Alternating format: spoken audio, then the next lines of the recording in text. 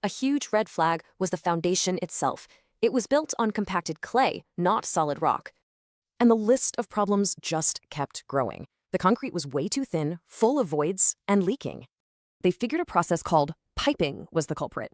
Basically, water was eating away the foundation from below. Okay, so they knew why it failed. Now they had to focus on the insane job of rebuilding.